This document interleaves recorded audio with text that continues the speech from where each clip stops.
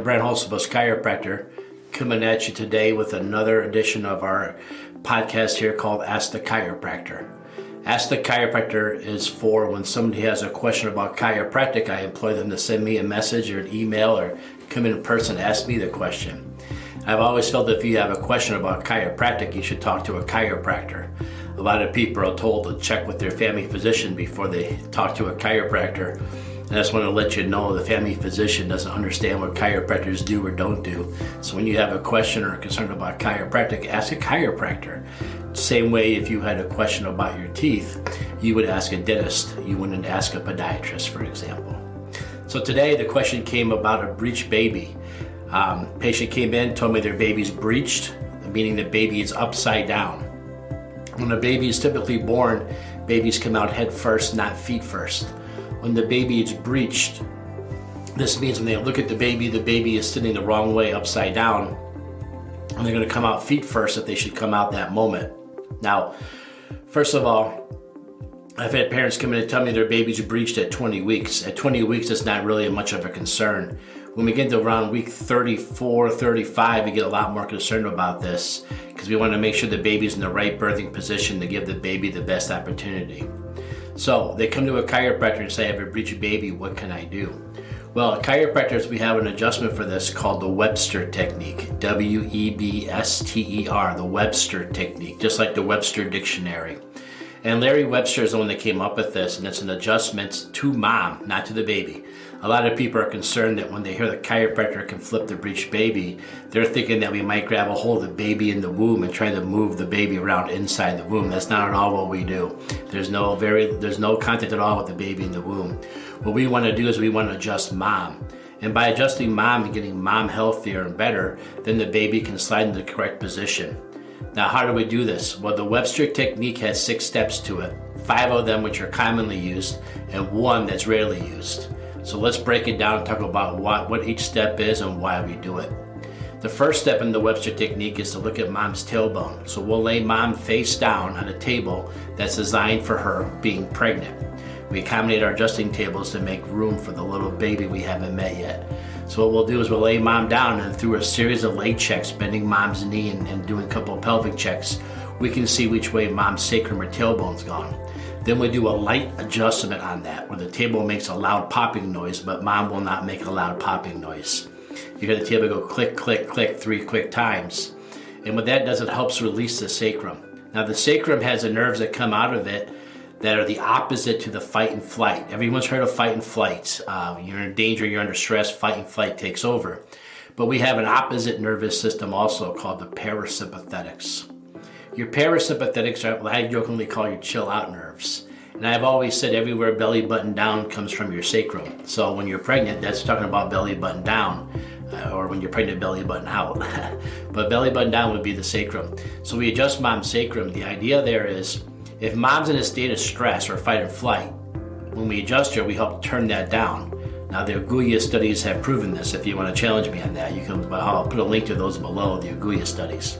But the Agulla studies show that when you adjust mom's tailbone, what happens is mom goes into a state of ease and leaves a state of stress.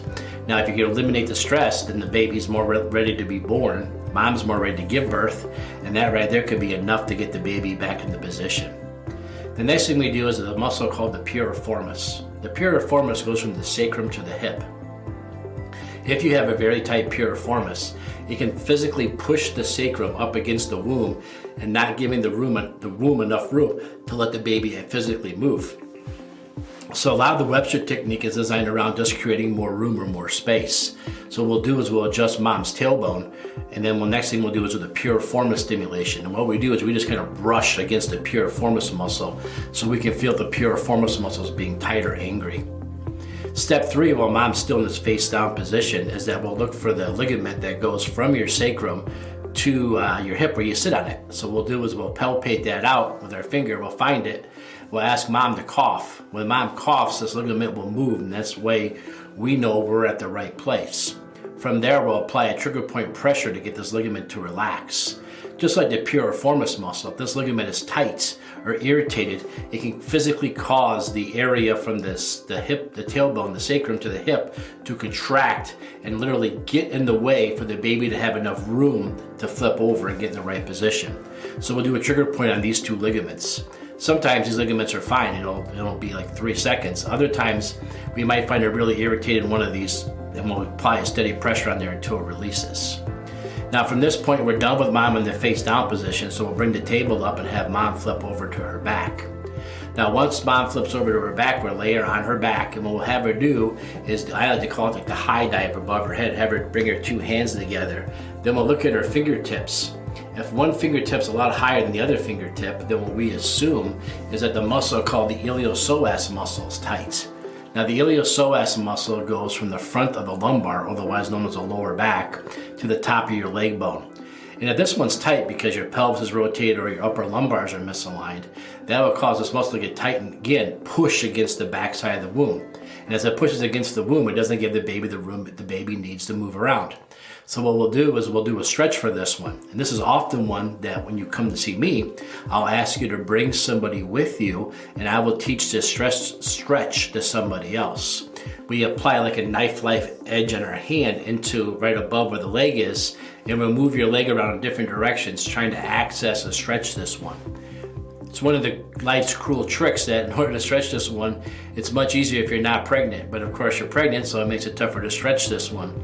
But we found a way to do that. I've had many pregnant women just stop in my office during the day, ask me to stretch this muscle out for them, just to make their pregnancy go a little easier. The next step was finding the round ligament of the uterus. The round ligament of the uterus is the only ligament in the human anatomy to have smooth muscle on it. If it has smooth muscle in it, it could contract. And again, now we have a ligament that's contracting, squeezing on the womb, compressing the womb, not giving the baby the room the baby needs to physically flip over. So we'll find the round ligament of the uterus, and again, we'll apply another contact point to another, put pressure on there, pressure point, and we'll apply pressure there until we feel that ligament relax. The very last part, step 6 of the Webster technique, is a part I've never used. I learned this technique over 20 years ago when I first graduated chiropractic school, but I've never had to use this one. And it's not really so much for a breech baby, it's just more kind of a cool step that we've learned, that the pubic symphysis, where the two bones come together in the front, this can often have some pressure on there, and by creating a little pressure resistance against there, you can either stimulate contractions or you can stop premature contractions. Again, never done this one. I've studied it, I've taught it, I know how to do it. Never had to do it, thankfully. Now, so if you're pregnant or you have a breech baby and you like the chiropractor to check you out, that's fantastic. We can definitely do that. Now, in previous videos, I've always stated that we'd x-ray first. Well, being that the Webster technique is not a very aggressive adjustment, meaning that we're not gonna go really fast and do a quick high velocity, low amplitude thrust into your spine. We're doing mostly trigger points and stretches. This is one that we can do without an x-ray. Obviously, if we had an x-ray of you prior, it makes our job a lot easier and more efficient. But we can definitely take care of you without an x-ray. So if you're pregnant or you know somebody who is pregnant and they don't want to go to their chiropractor because they don't want to get x-rayed because they're pregnant, don't worry about that. When it comes to the Webster technique, we can get by without an x-ray. And most, not 99.9% of the time, you won't x-ray you when you're pregnant because you're pregnant. So that's kind of how that works. So if you have somebody who's pregnant, you know someone's pregnant, has a breech baby, let us know. If you are pregnant, what we do is we start the Webster technique the moment you tell us you're pregnant. Because as chiropractors, we talk a lot about prevention. Why have something and then fix it? Let's try to prevent problems. So the moment we find out you're pregnant, we start doing the Webster technique on you right away. Because why have a breech baby if we can avoid the situation from start to finish? Personally, I have flipped 21 of 22 babies, but I don't know how many babies weren't breeched because we don't wait till you're breeched anymore to start doing this. We wait to start the moment you're pregnant. So there could have been a lot more in there that would have been breeched. We'll never know the answer to that, nor does it really matter. So again, the Webster technique, you're more than welcome to look it up. It's just like it sounds, like Webster's Dictionary. Do a quick Google search for that. You'll find all kinds of cool facts and stats on it. I was taught by the ICPA. I got certified with them. And then I also do a little teaching on the side to my students that come in here. So if you have a question about this, let us know. Leave a message below. If you have a question about anything else chiropractic related, leave a message below and we'll get back to you. You can always go to my website at hulsebuschiropractic.com or otherwise rockforddc.com, ROCKFORDDC.com. And you can hit contact us there. Those messages will come straight to me. I'll take a look at your message, and maybe next time we do one of these videos, you'll be the question of the week. Other than that, have a great day and good to talk to you, and talk to you again next week. Bye-bye.